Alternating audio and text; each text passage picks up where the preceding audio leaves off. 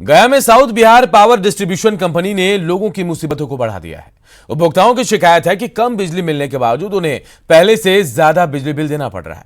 उन्होंने बिल में गड़बड़ी का आरोप लगाया है। लोगों का कहना है कि पहले की अपेक्षा बिजली में कटौती की गई है, लेकिन बिल अधिक कर दिया गया है। शिकायत के बाद भी सुनने वाला कोई नहीं है। दिन भर लाइन काटा रहता है, हम लोग क्या करेंगे? एगो सिर्फ बल्ब जलाते, न पंखा है न टीवी है। पहले आता था 200 150 ऐसे आता है, अब आ रहा है 1000 1200 ऐसे आ रहा है। एक आदमी का इतना पैसा दे रहा है। पहले की अपेक्षा बिल बहुत ज़्यादा आ रहा है। इंडिया पावर जब था तो इतना बिल नहीं आता था। सेम पावर कंजप्शन घर में हो रहा है, लेकिन अभी बिल इतना ज़्यादा है जिसका कोई हिसाब नहीं है। कितना बिल आ रहा है? क्या बिल अभी मेरा महीने का एवरेज 6000 7000 से ऊपर का बिल आ रहा है। पहले 3000 4000 के आसपास बिल आता था। बहुत ज़्यादा आता है। पावर इंडिया था, बहुत अच्छा था। लाइन में लग के 2 घंटा जमा कीजिए, दुकान दौरी छोड़ के। अच्छा, ऑनलाइन का सर्विस बेकार है, कोई सुनवाई नहीं है। कोई कंप्लेन कीजिए, कोई सुनवाई नहीं है। पूर्णिया में प्राकृतिक आपदा ने किसानों की कमर तोड़ दी है। कर्ज लेकर खेती करने वाले किसान बेबस हैं और आशा भरी नजरों से सरकार और प्रशासन की ओर देख रहे हैं। रिपोर्ट देखिए।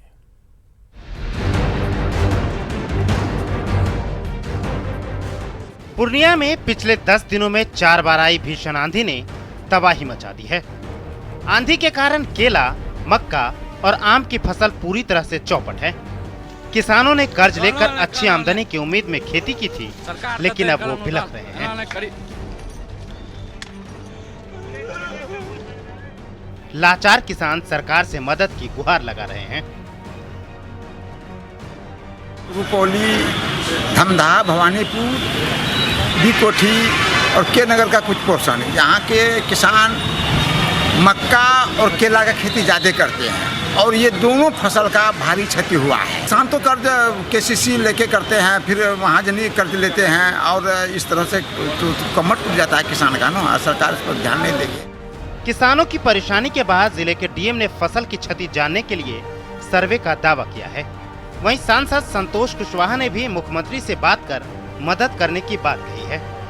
इसमें क्षति का आकलन करवाया जा रहा है और कृषि विभाग के पदाधिकारीगण और जो हमारे अनुमंडल और अंचल स्तर पे जो अधिकारी हैं उनको भी हम लोगों ने ज्वाइंट टीम बना करके प्रत्येक जो किसान है जिसकी क्षति हुई उसका हम लोग आकलन करवा करके रिपोर्ट आपदा प्रबंधन विभाग को भेजेंगे। माननीय मुख्यमंत्री जी से भी हम लोग इस संबंध में बात करके किसानों के सवाल पर किसानों के हित के लिए उचित मुआवजा कैसे मिले आपदा प्रबंधन विभाग से, इसको हम लोग हर संभव प्रयास करके किसानों के हित में इसको लाभ दिलाने का काम करेंगे।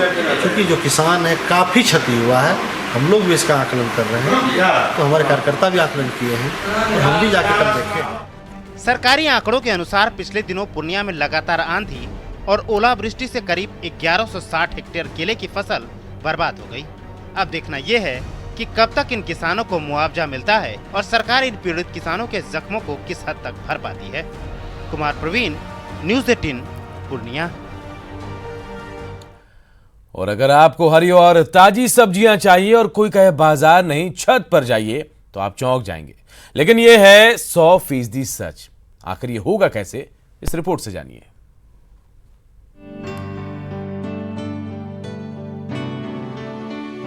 छत पर की जा रही इस खेती को देखिए, यह आपके घर के छत पर भी तैयार हो सकता है। इसके जरिए आप अपनी पसंद के मुताबिक हरी सब्जियों की खेती कर सकते हैं। बिहार सरकार कृषि विभाग के रूफटॉप गार्डनिंग योजना के तहत लोगों को घर के छत पर सब्जियों की खेती करने के लिए प्रोत्साहित करेगी। इसके लिए कृषि विभाग की ओर से लोगों को 50% का अनुदान भी दिया जाएगा। बिहार सरकार के कृषि विभाग ने जो योजना बनाई है उसके तहत जुलाई 2019 में रूफटॉप गार्डनिंग योजना की शुरुआत होगी।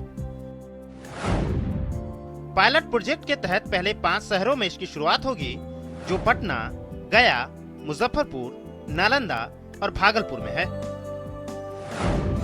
योजना के लाभ के लिए horticulture.bihar.gov.in पर आवेदन कर सकते हैं या फिर सहायक निदेशक उद्यान या जिला उद्यान पदाधिकारी को सीधे भी आवेदन दे सकते हैं। इस योजना की सबसे खास बात यह है कि खेती के लिए न सिर्फ पानी कम मात्रा में इस्तेमाल होगा, बल्कि सब्जी उगाने के लिए मिट्टी की भी आवश्यकता नहीं होगी और गर्मी के मौसम में आपके छत को भी ठंडा रखने का काम करेगा। इसमें हम लोग की योजना जो है, और वह थर्मोकोल बॉक्स बना रहेगा, उस बॉक्स में जो नारियल का कोकोपीट जो होता है निकलता है, बिना मिट्टी का सब्जी होगा, और उसी में हमने बनाया है कम पानी में, और कैसे खेती होगी, ड्रिप इरिगेशन जो सिस्टम हमारा जा करके है उसके तहत हमारा प्लान है जा करके। इतना ही नहीं, कृषि विभाग ग्लोबल वार्मिंग की वजह से कम हो रही बारिश से भी निपटने की तैयारी में है।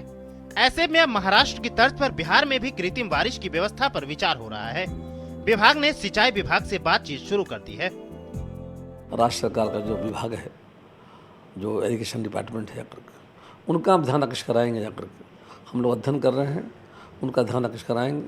हमारा प्रयास होगा कि आने वाले समय में यदि हम आर्टिफिशियल रेन की व्यवस्था बिहार में करते हैं तो जो हालात पैदा हुए हैं जाकर पिछले वर्ष में मैं देखा जाकर के कि खरीफ के मौसम में और राज्य के 25 जिले के 280 प्रखंड सुखाड़ घोषित करना पड़ा हमें जाकर, एक बड़ी राशि खर्च हुई जाकर।